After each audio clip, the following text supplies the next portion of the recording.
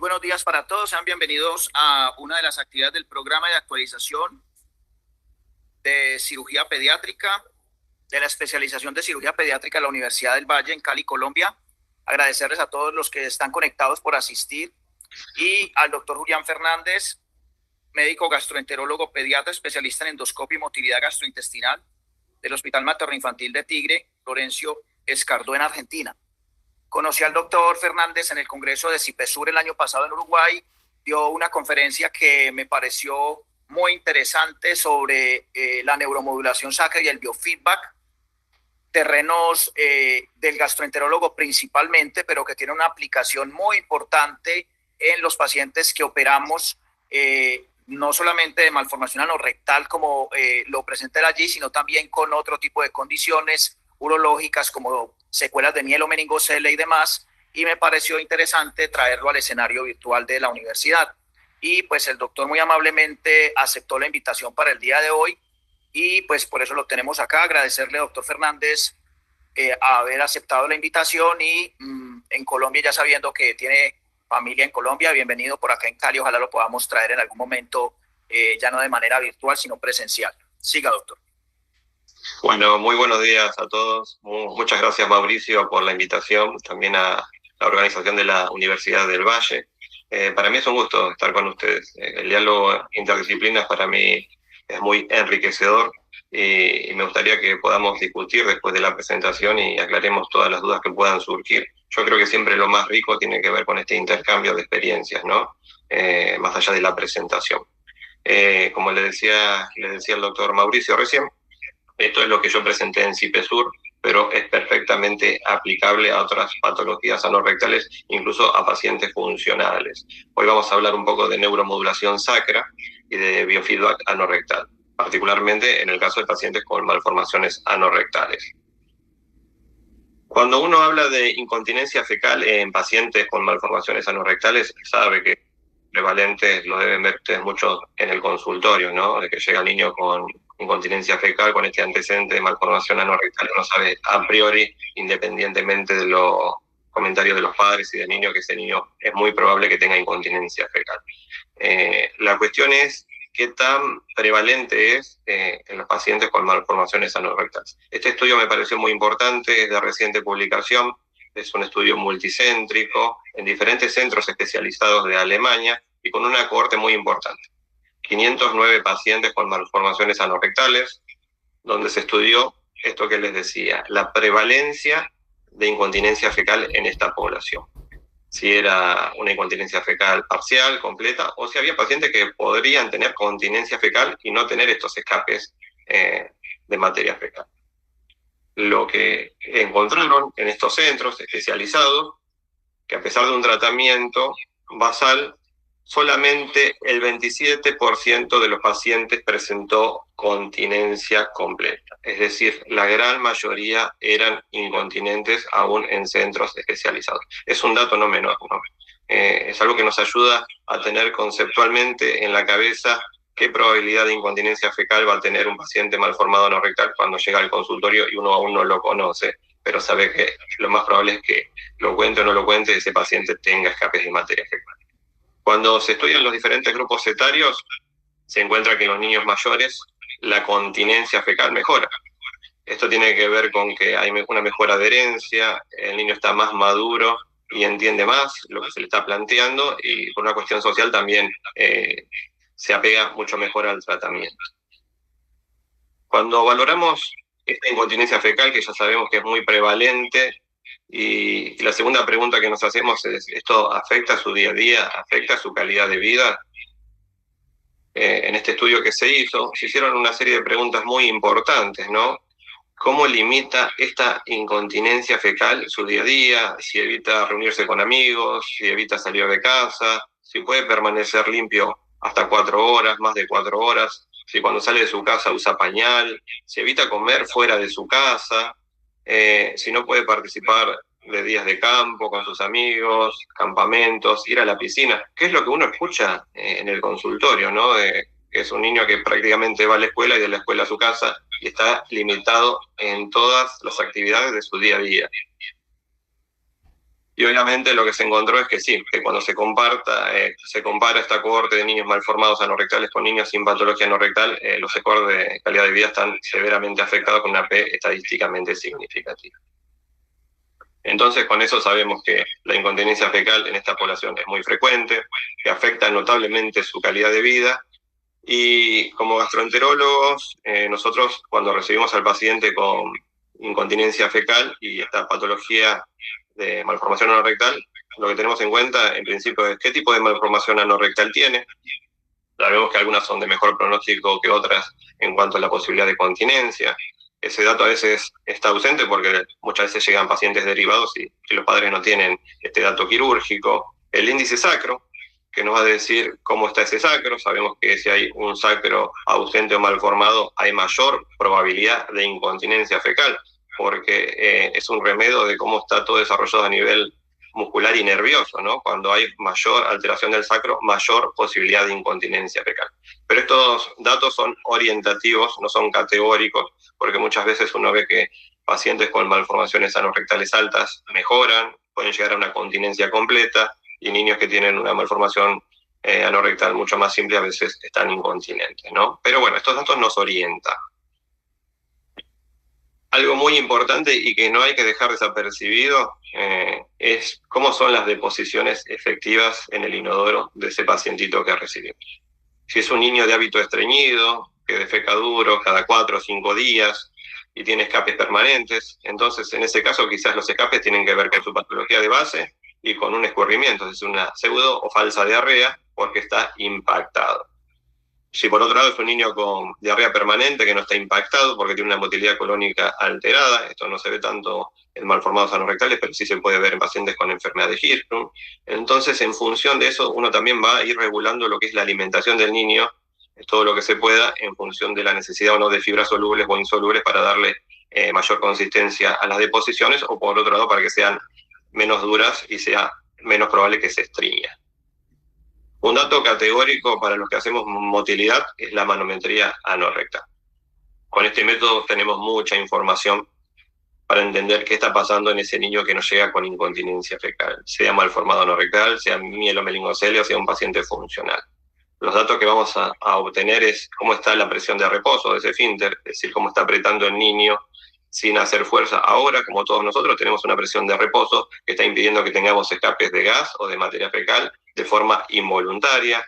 ¿Cómo es ese esfínter cuando se contrae? Es decir, cuando el niño aprieta para tener continencia hasta que llega al baño, si llega, si no llega, si puede apretar durante 1 minuto, 5 minutos, y qué tanta fuerza puede desarrollar en ese acto voluntario de contracción del esfínter. Si cuando puja para defecar lo puede hacer de forma coordinada, es decir, si puede contraer el abdomen y relajar el esfínter de forma coordinada para generar una evacuación completa, o si por otro lado no lo está haciendo bien, estamos hablando de una disinergia. Esto se ve mucho en niños, ya sea con patología no rectal o sin patología no rectal, la disinergia evacuatoria. Con esos datos uno sabe más o menos para qué lado tiene que ir en cuanto al tratamiento, y esta duda era lo que había planteado en el congreso del año pasado, ¿no? Que es algo que teníamos nosotros en el consultorio de motilidad. Si yo quiero mejorar la continencia fecal en un paciente mal formado anorrectal, ¿qué me conviene trabajar? La presión de reposo, la que tenemos todos ahora sin hacer fuerza y de forma involuntaria, la presión de contracción, el acto de poder apretar cuando uno tiene deseo defecatorio hasta que llega al inodoro, la sensibilidad, el sentir que uno tiene materia fecal para poder ir al baño, porque si no tenemos sensibilidad se nos va a escapar por más que tengamos un buen tono del esfínter. Bueno, esto piénsenlo y después me dicen a ver qué les parecía a priori que era mejor tratar en un paciente con incontinencia fecal mal formado anorrectal, si A, B o C. Cuando hablamos de biofeedback, es uno de los primeros tratamientos que solemos hacer en los pacientes con incontinencia fecal que han sido refractarios a todo lo previo.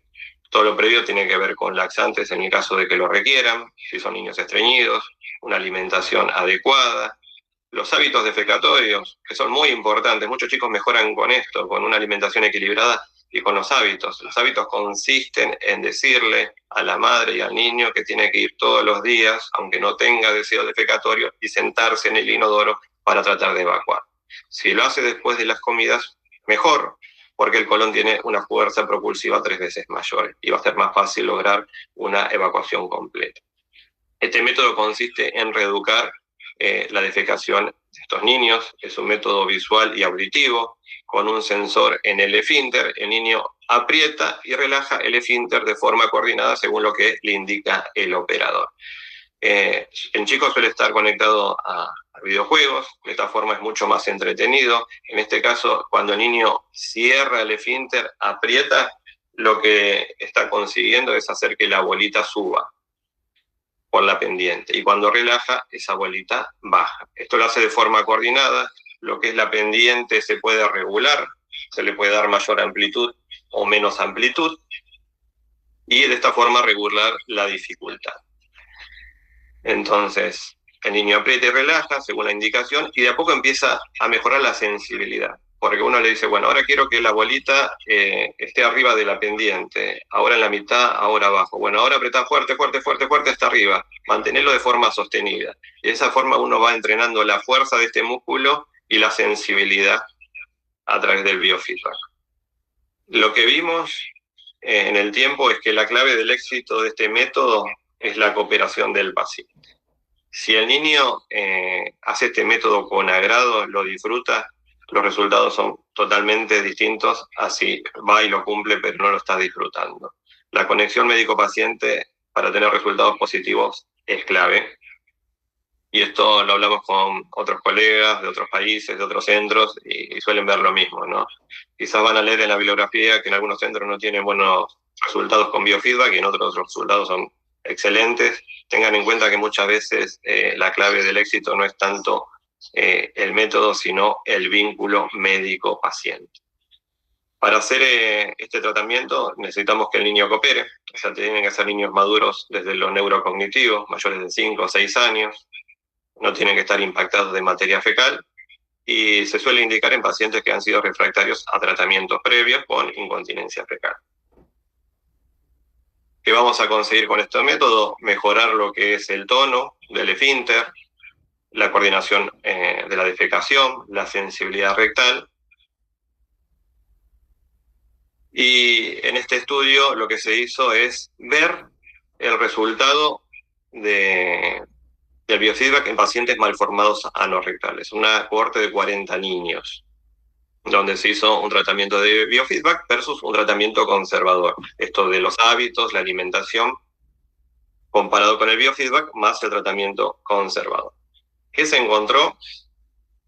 Que los pacientes que realizaban tratamiento con biofeedback tenían cambios, no solamente en los diferentes scores de incontinencia fecal, sino realmente había cambios manométricos. Había una mejoría en el tono del esfínter, una mejoría en esta posibilidad de relajar el esfínter, porque uno que hace motilidad a veces ve cambios en los pacientes, en los índices o score de incontinencia fecal, pero no sabe si realmente está operando un cambio a nivel de la sensibilidad o de la fuerza de ese esfínter. De esta forma se pudo ver de forma objetiva que sí, que el biofeedback no solamente mejoraba lo que es la incontinencia fecal desde lo que uno ve en el consultorio, sino que había cambios manométricos que comprobaban el porqué de esa mejoría en la incontinencia fecal. Este es otro estudio también de biofeedback en pacientes malformados anorrectales. Acá se los dividieron en dos cohortes, malformados anorrectales altos y bajos. Uno a priori podría pensar que los pacientes con malformaciones anorrectales altas, es decir, más complejas, tendrían resultados no tan buenos como los pacientes con malformaciones anorrectales bajas. Y este estudio se hizo en ese sentido con una cohorte de 45 pacientes en tratamiento de biofeedback durante 6 meses. ¿Qué se encontró? Que los dos grupos mejoraron los scores de incontinencia fecal, que los dos grupos mejoraron la sensibilidad anorrectal. Hubo una diferencia a favor de los malformados bajos para lo que es la presión de reposo. Pero esto nos muestra que todos los niños malformados anorrectales con incontinencia fecal pueden tener resultados positivos con el biofeedback, independientemente del tipo de malformación anorrectal que tengan. Este estudio lo hicimos en el Hospital Posadas, donde estuve trabajando durante más de 10 años en el sector de motilidad, y el Hospital de Niños de La Plata. Reunimos una cohorte muy importante, 157 pacientes, donde comparamos diferentes grupos con incontinencia fecal. Pacientes mielomeningocele, pacientes funcionales, es decir, sin patología de base, y pacientes malformados anorrectales. El biofeedback se cumplió durante 6 sesiones. Definimos como continencia total a los niños que no tenían ensuciamiento y continencia parcial cuando esos ensuciamientos mejoraban al menos en un 50%. Miren lo que encontramos. Hasta el 80% de estos niños mejoró su incontinencia fecal. Un 60% lograron continencia de forma completa. Solamente un 21% persistió con su incontinencia fecal. Y cuando vemos los diferentes grupos, la primera columna corresponde a los pacientes funcionales, la segunda mielomeningocele y la última serie de columnas a los malformados anorrectales. ¿No ven algún dato que les llame la atención? Continencia completa en los funcionales, 54,8%. En los pacientes mielomeningocele, 60,6%. Y en los malformados anorrectales, continencia completa, casi un 60%. Estos datos objetivos nos mostraron lo que vemos en el día a día del consultorio, que a veces es mejor o más fácil mejorar lo que es la incontinencia fecal en pacientes orgánicos que en pacientes funcionales. Aunque suene extraño, pero es lo que solemos ver. Nosotros creemos que tiene que ver mucho con el compromiso familiar, la adherencia al tratamiento. Vemos que en los niños que nacen con esta patología anorrectal, del día 1 ya el compromiso familiar está presente, y en los niños funcionales a veces vienen regañados por sus padres, sufriendo esto desde los 3, 4, 5 años, no entendiendo qué les pasa, que uno escucha que los padres dicen, bueno, si no tenés nada, ¿por qué te haces caca encima? Y esto a veces afecta el resultado de los tratamientos, ¿no? La adherencia familiar también es otro pilar clave para tener resultados positivos. Como conclusiones del biofeedback, sabemos que mejora la continencia mejorando la funcionalidad de este esfínter, el tono de base, el tono de contracción. Podemos mejorar lo que es la evacuación, es decir, que el chico aprenda a coordinar de forma efectiva el acto de contraer el abdomen y relajar el esfínter. Se puede repetir, cuando uno está entrenado en un centro, lo puede repetir fácilmente en su centro de origen, y permite ajustes progresivos. El niño sesión a sesión va mejorando, los niños suelen ser muy competitivos entre ellos o contra sí mismos, y esto también uno lo suele ver mucho en el consultorio, que quieren mejorar la fuerza de contracción, cuánto duraron. Bueno, la vez pasada estuve 60 segundos, ahora quiero estar 70, la vez anterior llegué hasta 100 milímetros de mercurio, ahora voy a llegar hasta 110, y esto hace que sea mucho más fácil conseguir resultados efectivos. Es una alternativa terapéutica segura y puede ser complementaria a otros tratamientos. Había una duda que siempre nos quedaba en el consultorio, ¿no? Este paciente que cumplía con la alimentación, que iba todos los días al baño y trataba de defecar, que había hecho múltiples sesiones de biofeedback y que aún persistía con su incontinencia fecal, porque uno tiene al padre y al niño sentado en el consultorio que les mira la cara al médico, y ¿ahora qué hacemos? ¿Hasta acá llegamos o hay algo más que se puede hacer para ver si podemos mejorar un poco más lo que es la incontinencia fecal? Habíamos oído hablar de la neuromodulación, que es un método que se usa desde hace muchos años en fisiatría, particularmente para el dolor abdominal pélvico crónico, la incontinencia urinaria, y lo que los fisiatras habían informado es que como efecto secundario había una mejora en la motilidad colónica, pacientes estreñidas mejoraban su estreñimiento, mejoraban su sensibilidad no rectal, y desde ahí se extrapoló a la gastroenterología de adultos, y desde ahí nosotros los pediatras también nos acoplamos a este método. Hay diferentes métodos, invasivos y no invasivos. Tenemos lo que es la estimulación del tibial posterior, de forma transcutánea, percutánea, la sacra con implante. Esto es un método quirúrgico que se hace primero de una forma de prueba durante 2 semanas. Si los resultados son efectivos, después se coloca el implante de forma permanente. Y la que usamos nosotros en el Hospital Posadas en ese entonces, que es la transcutánea, que son con sensores transcutáneos sobre la piel del paciente, y con aparatos que pueden ser portátiles o conectados directamente al tomacorriente, sesiones de 30 minutos, se suelen hacer de forma semanal, se pueden hacer cada 15 días, incluso de forma diaria, depende del acceso del paciente al hospital o al lugar donde se realiza este método. Este estudio que les muestro tiene más de 20 años, pero tiene el valor de haber sido uno de los pioneros en probar lo que es la neuromodulación sacra con implante, es decir, quirúrgica, en pacientes mal formados anorrectales. La cohorte es muy chiquita, 5 pacientes.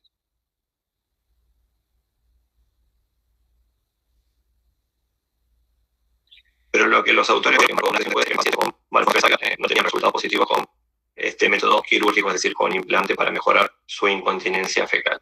Desde ahí en adelante fueron excluidos de múltiples trabajos los pacientes con malformaciones anorrectales y sobre todo si tenían malformaciones sacras asociadas. El tema es que nosotros en consultorio teníamos esos pacientes con incontinencia fecal y queríamos probar algún método y sabíamos que el método transcutáneo no estaba contraindicado y la verdad no ofrece riesgos. Entonces empezamos a tratar a nuestros pacientes malformados anorrectales, mielomeningocele y funcionales con la neuromodulación sacra transcutánea. Habíamos visto que hay muchos estudios que ya avalaban este método en pacientes mielomeningocele, Hirschsprung, y los empezamos a tratar. Acá vemos cómo se colocan los electrodos, pueden ser en la espalda y el abdomen o solamente en la espalda. La idea es estimular las raíces sacras de C3 para mejorar lo que es la sensibilidad no rectal y el tono de ese esfínter. Acá vemos cómo se setea el aparato con una frecuencia bipolar, bifásica o cuadrifásica según el método de 25 Hz, un ancho de pulso de 250 microsegundos. Este seteo tiene que ver de lo que se heredó, que se vio que era efectivo en fisiatría hace muchos años y desde ahí no se ha cambiado demasiado. O sea, no es que se han hecho estudios para ver cuál es el mejor seteo para regular o mejorar la incontinencia fecal. Es lo que se vio que era efectivo y se sigue repitiendo. Pero no significa que sea el único seteo efectivo. Este pacientito que le voy a presentar es uno de los primeros que tratamos, creo que fue el segundo, que tratamos con electroestimulación. Era un paciente mielomeningocele de 13 años que venía derivado de otro centro, que usaba pañales, que tenía escapes de materia fecal diarios, que tenía deposiciones efectivas en el inodoro, tenía una inspección anal normal, un esfínter normotónico, le hicimos una manometría no rectal, los datos manométricos que ven ahí no están tan alterados, tienen una buena presión de reposo, una presión de contracción casi adecuada. El pujo es paradojal, es decir, que este paciente no podía coordinar de forma adecuada lo que era contraer el abdomen y relajar el esfínter. Recuerde que estos pacientes muchas veces no sienten a nivel anorrectal y cuando uno les pide que relaje o apriete, les resulta muy difícil porque no tienen sensibilidad. Y esto a veces favorece lo que es el pujo paradojal. Las primeras sensaciones que tenía a nivel del recto eran con 60 centímetros cúbicos de aire, sensación defecatoria con 160 y una tolerancia máxima de 180. Esto se consigue con un balón que se empieza a insuflar en el recto y uno le va preguntando al niño cuándo tiene sensibilidad. Hizo sesiones de biofeedback y logramos revertir ese pujo que era paradojal, o sea, mejoró su disinergia defecatoria. Con eso mejoró mucho su continencia fecal, pero así todo seguía con escapes de forma regular. Iniciamos la electroestimulación. Esta es una foto del paciente. Y en ese interín nos agarra la pandemia. La madre logra comprar el aparatito y continúa con la electroestimulación en su casa. Cuando se libera el acceso de pacientes al hospital, nos llega un día y nos dice que ya no tenía más ensuciamientos, que tenía sensibilidad no rectal. A nosotros nos sorprendió mucho, ¿no? Pues era un paciente que conocíamos de hace mucho tiempo, que habíamos hecho absolutamente todo, tratamiento posible, biofeedback, dieta, educación.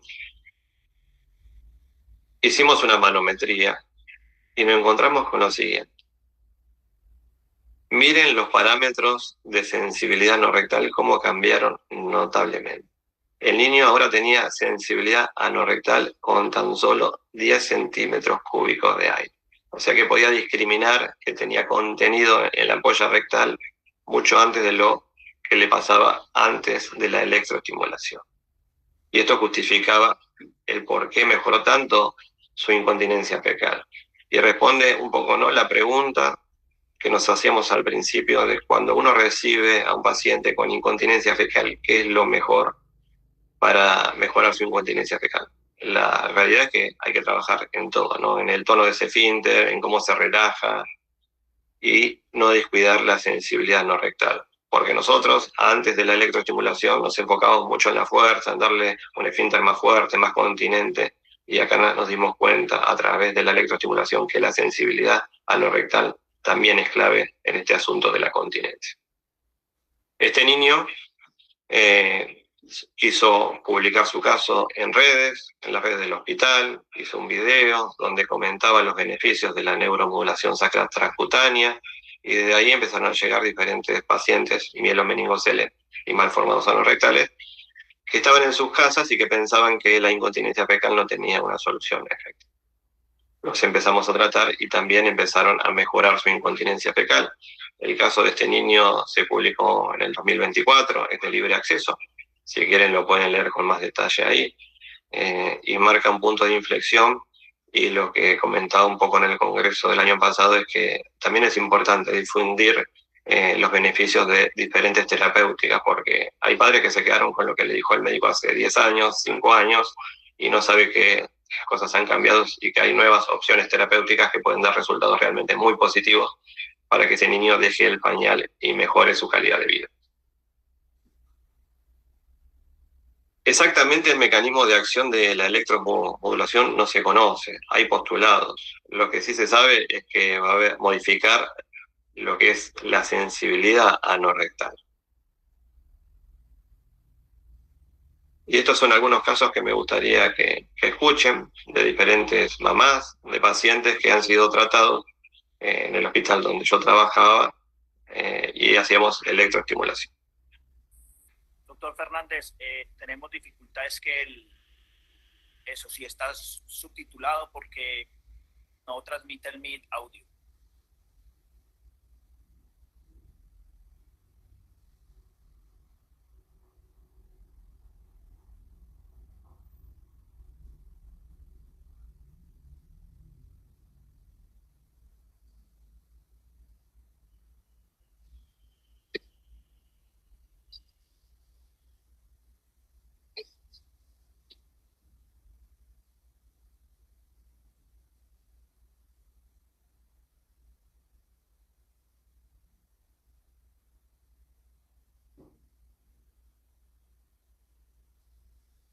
Este es un pacientito malformado anorrectal que tuvo cambios notables y un poco lo que habíamos visto al principio, ¿no? Esos scores de calidad de vida.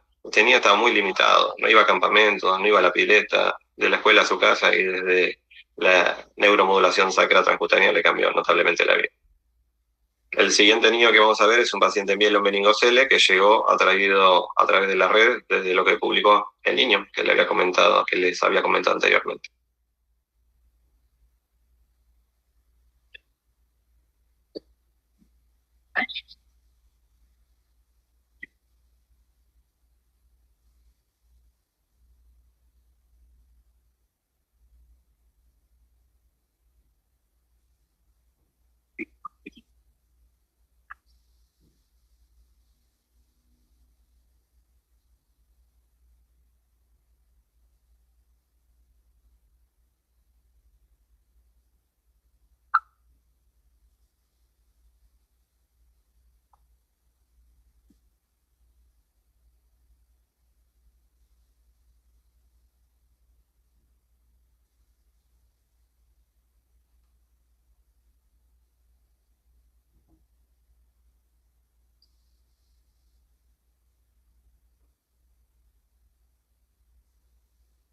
Excelente. Y bueno, cuando uno ve estudios que ven el impacto, porque estos son casos puntuales, pero desde lo estadísticamente significativo, este es un estudio que valora lo que son los scores de calidad de vida en el seguimiento a largo plazo, 5 años, en 65 pacientes que realizaron estimulación sacra, con implante quirúrgico en este caso. y lo que ven es que los resultados a largo plazo también son estadísticamente significativos y cambia notablemente la calidad de vida del niño y su familia. ¿Qué podemos decir de la neuromodulación sacra? Que aumenta la percepción anorrectal. El niño siente antes y mejor. O sea, siente antes de ensuciarse y mejor. Puede discriminar si tiene aire, si la materia fecal que está reteniendo es sólida, es líquida. Y de esta forma va a mejorar la autonomía del paciente, como vimos que decía la mamá. El niño ya puede ir solo al baño porque está sintiendo y eso le da tiempo para preparar al inodoro, particularmente en mielomeningocele, que necesita a veces alguna asistencia para llegar al baño, y obviamente que va también a alterar el impacto psicosocial del niño y la familia en este tema de la incontinencia. Bueno, muchas gracias y quedo atento a las preguntas que me quieran hacer, así charlamos un ratito. Muchas gracias, doctor Fernández, por esta conferencia que nos expone aspectos que a veces dejamos de lado. Tenemos en el auditorio gastroenterólogos que trabajan acá en el hospital o en otras instituciones. También la doctora Angélica Moreno, que es la terapeuta con la que trabajamos los pacientes de biofeedback, y otros colegas cirujanos pediatras. Para iniciar los comentarios y la discusión, muy claramente, y como somos cirujanos, la única manera de identificar qué está pasando con estos pacientes es no perderlos y seguirlos. Si uno corrige una malformación anorrectal a los 6 meses, a los 8 meses, y se desliga del paciente, le cierra la colostomía, nunca se va a dar cuenta de qué está ocurriendo posteriormente, y por eso el seguimiento y el énfasis que le hacemos a los residentes es tan importante de que no perdamos los pacientes, porque la única manera de darse cuenta de que el paciente está en ese grupo de afortunada continencia, porque le fue muy bien, del 59%, es siguiendo al paciente después de los 3 años. Y ese otro grupo de pacientes sufre mucho, como usted bien lo dice, son pacientes que cuando uno los está siguiendo bien, el papá llega triste, se sigue haciendo en el pantalón, no solamente la parte fecal, también la parte urinaria, que también tiene un aspecto de mejoría o de aplicación la neuroestimulación en la parte urinaria. Así que la única manera es de darnos cuenta y de poder ayudar y tener claro que este es un paciente de manejo conjunto, que no es solamente vaya donde el terapeuta, vaya donde el gastroenterólogo, porque es que los que lo operamos fuimos nosotros. Entonces tenemos que apersonarnos de estos pacientes. La doctora Catalina García es cirujana pediatra, así que dale, Catalina, lo que nos quieras comentar. Buen día. Buenos días, muchas gracias por la conferencia, muy chévere. Es muy bueno saber que en varios grupos, en varios países se están implementando esta terapia de neuroestimulación sacra. Yo hice una rotación con el doctor Juan Carlos Castaño en Medellín, que él es un urólogo de adultos con gran experiencia en neuroestimulación sacra, pues en adultos. Con él hicimos pues un seguimiento de unos pacientes que él ha realizado de la población pediátrica. Él generalmente se enfoca más en problemas pues de incontinencia urinaria, pero se dio cuenta que con la colocación de el Interstream estaba ayudando también a pacientes que tenían incontinencia fecal. Tenía un grupo, no es un grupo amplio, porque precisamente en niños es muy experimental, pero aproximadamente de 8 pacientes, los cuales ya les está haciendo un seguimiento pues en la edad adulta y con excelentes resultados. De hecho, tiene un niño que ahora es médico y que le resolvió completamente la incontinencia fecal. Entonces son casos de pronto muy puntuales en los cuales hay que seguir explorando y hay que seguir aumentando la implementación de una terapia que se ve que es tan beneficiosa. Lo que pasa es que por los altos costos y por aún ser un poco experimental, de pronto no se está realizando tanto, pero por ejemplo en centros se hace de manera ambulatoria. Yo también hice una rotación corta en la Pushberg. Ellos tienen como una clínica de día a día, en la cual los niños con incontinencia urinaria van y se ponen el TENS allá, y los que tienen la posibilidad pues después lo van comprando porque realmente ven los resultados. Entonces, sí sería muy bueno seguir como en una comunicación constante para aumentar las casuísticas que se tienen e implementar nosotros este tipo de terapias permanentemente en estos pacientes porque realmente el beneficio es mucho en los pacientes con espina bífida y también con los posoperados de malformaciones anorrectales, pues porque sabemos que la incontinencia es un problema demasiado severo, tanto social, emocional y si les estamos pudiendo ayudar de otras formas a los pacientes, pues qué gran beneficio. Gracias, Catalina. Hernández, si tiene algún comentario de lo que dice Catalina.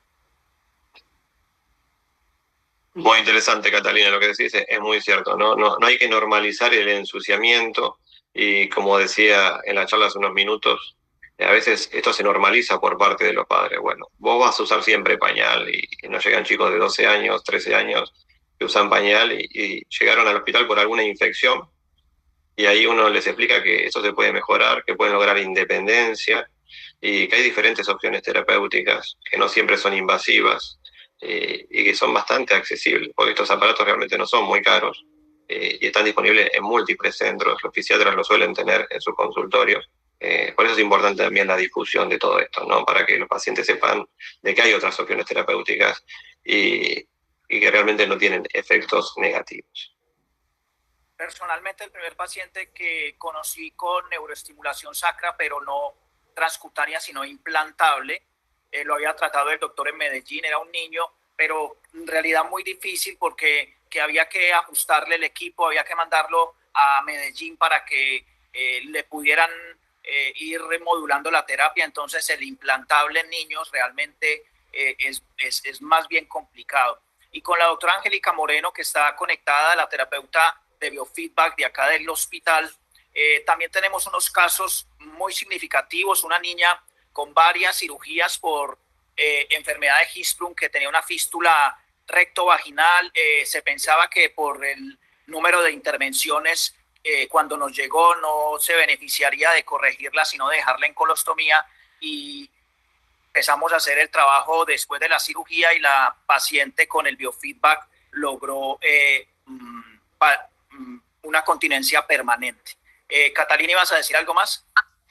Sí, doctor, con respecto al implantable, lo que pasa es que esta tecnología ya ha ido mejorando mucho. Antes se hacía una prueba en la que se colocaban los electrodos, se dejaban exteriorizados y luego si el paciente tenía una adecuada respuesta, ya se lo implantaban completamente y había que hacer pues varias evaluaciones posteriores, pero ya esto ha ido aumentando, digamos, como tanto el manejo de la facilidad que ahorita ya se hace hasta por aplicación con el celular, las modulaciones del neuroestimulador. Entonces realmente, como estaba explicando ahorita pues el doctor Julián, la tecnología va avanzando muy rápidamente y nosotros también tenemos que ir a la vanguardia con esto. Yo ahorita estaba terminando también un posgrado que hubo internacional online de piso pélvico y en los grupos, la mayoría de las que realizaron el posgrado, habían pues cirujanos pediátricos, urólogos pediátricos, pero la mayoría eran fisioterapeutas de piso pélvico y la verdad es que tienen muy buenas estrategias para hacer la terapia de biofeedback, pero los casos complejos se han beneficiado mucho tanto de los estimuladores pues externos como los implantables. Pienso que sí es algo que podemos seguir indagando y no dejarlo solo como en la parte externa porque hay casos que son muy complejos y que sí necesitan pues, y además Medtronic genera que varios pues de las personas que hacen estos acompañamientos viajen a las diferentes ciudades también a ayudar a la acomodación o también lo pueden hacer online porque como te digo ya se hace con aplicación de celular las nuevas acomodaciones de los neuroestimuladores.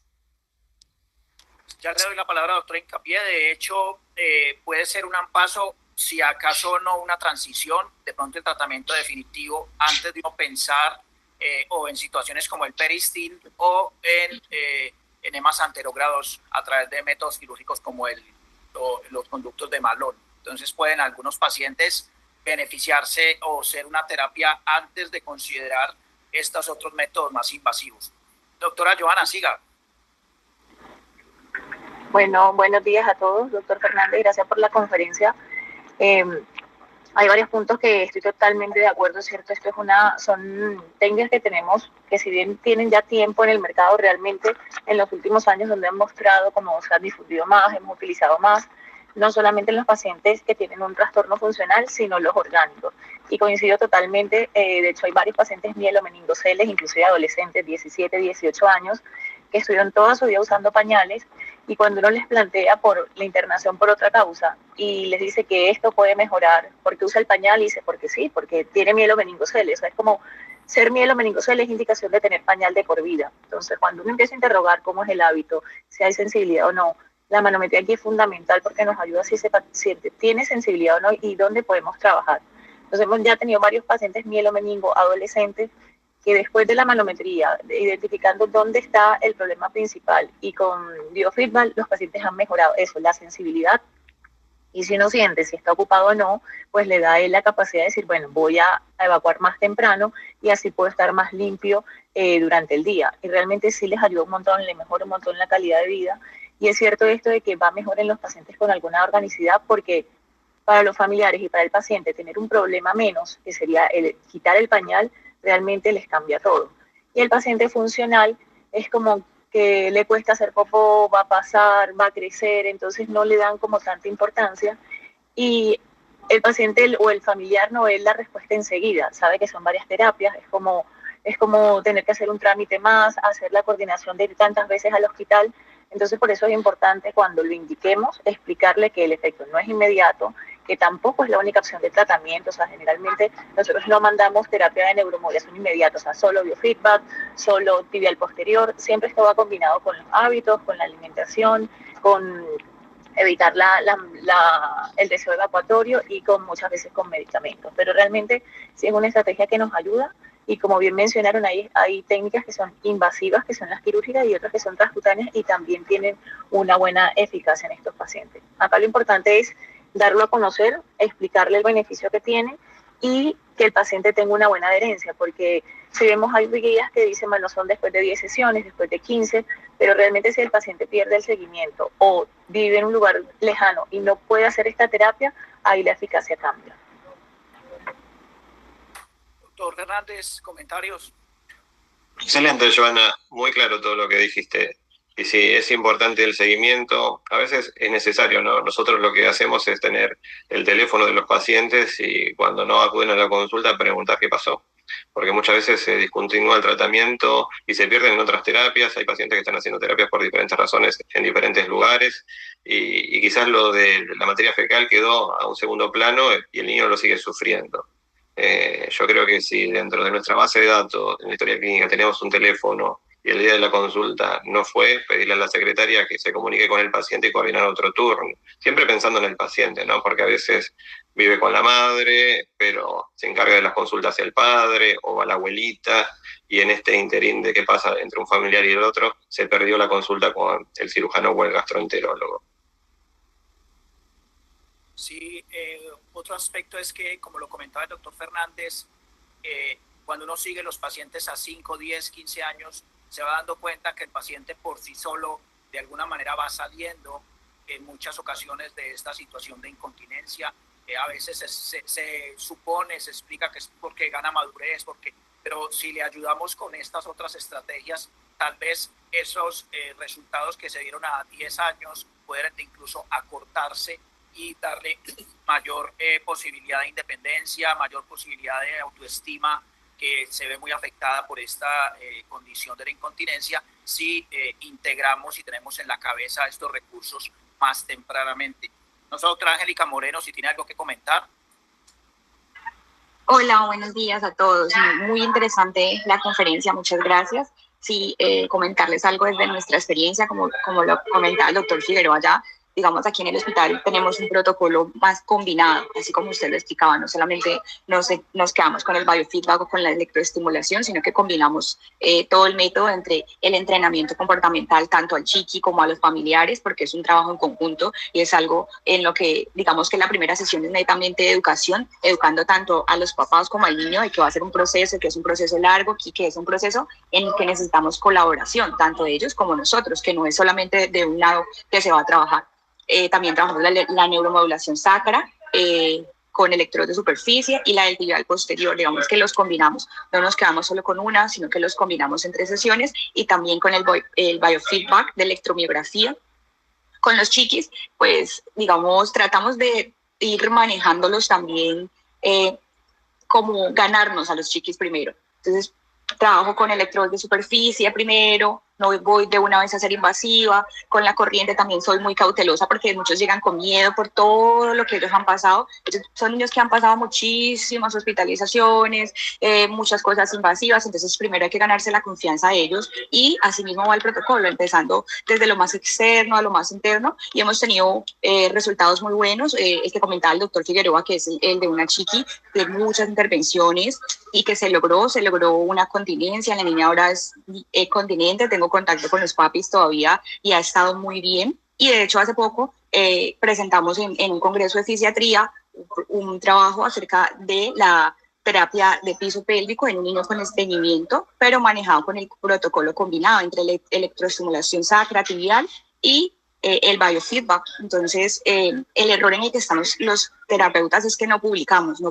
y tenemos resultados muy buenos con todos estos niños, pero nos quedamos solamente en la intervención en el consultorio y se nos olvida pues que necesitamos que se conozca que esto funciona y que hay mucha población que se puede beneficiar de toda esta terapia combinada. Gracias, doctora. Doctor Fernández. Muy interesante tu comentario, Angélica. Todo lo que decís sí es clave. Primero, ganarse al paciente. Y eso es clave en los resultados con biofeedback, con la electroestimulación, porque cuando uno lo hace transcutánea empieza a aumentar la intensidad, pero sin llegar a un umbral de dolor, y es importante ir de a poco, ¿no? Porque si no el chico a veces llega asustado porque en otro centro lo hicieron mal o el seteo se lo hicieron muy rápido y le dolió y ya no quiere saber nada. Me llama la atención algo que decía Joana y que decís vos, ¿no? Y que me suelen preguntar a veces en las charlas, ¿qué es mejor? ¿Tibial posterior o sacra transcutánea? ¿Y por qué intercalan? Porque es algo que también nosotros pensamos en algún momento, si intercalábamos, después decidimos hacerlo directamente sacra, pero lo que dice la bibliografía es que los resultados son similares, no hay uno que sea superior al otro. Lo que nos habían dicho los fisiatras en nuestro hospital es que en el paciente con mielomeningocele se puede perder lo que es la comunicación nerviosa y quizás sería más efectivo hacerlo a nivel sacro directamente, porque no sabes si desde el tibial posterior vas a estimular las raíces que querés estimular. Por eso elegimos hacerlo sacro, pero fue algo que nos generó mucha duda si hacerlo intercalado o no. Y algo que decís, Angélica, para mí es, creo que una de las cosas más importantes de esta charla. Hay que publicar. Porque si no publicás, lo que hablamos hoy lo saben 20, 30 personas y a todos nos gustó este intercambio, lo disfrutamos, pero quedó acá. Y publicar es un proceso que lleva a veces hasta un año entre correcciones, revisiones, pero fíjense el caso del chico que mielomeningocele, que subió a redes del hospital lo que hicimos y después se llenó el consultorio literalmente de pacientes mielomeningocele. Y uno de los casos que vieron en el video había llegado a raíz de lo que difundió ese niño. Si cuesta mucho publicar en redes, difundan los comentarios de los niños, de los papás, para que otros chicos puedan escucharlo y se acerquen al hospital, sabiendo que existen estas opciones terapéuticas que quizás la desconocen porque no van a un hospital hace años. Muy importante el apunte del doctor Fernández del tema de las publicaciones. Eso pues está claro, lo que no se publica prácticamente no existe y no se conoce y no nos damos a conocer. ¿Algún comentario adicional de los asistentes que están aún conectados? Si no, doctor Fernández, muchas gracias por haber aceptado la invitación. La verdad, aprendimos mucho el día de hoy. Excelente la discusión al final y la verdad, en algún momento tal vez acá en Colombia lo podamos tener presencial y estaremos en contacto nuevamente cuando nos veamos en algún congreso, además en alguna otra actividad. Muy buen día.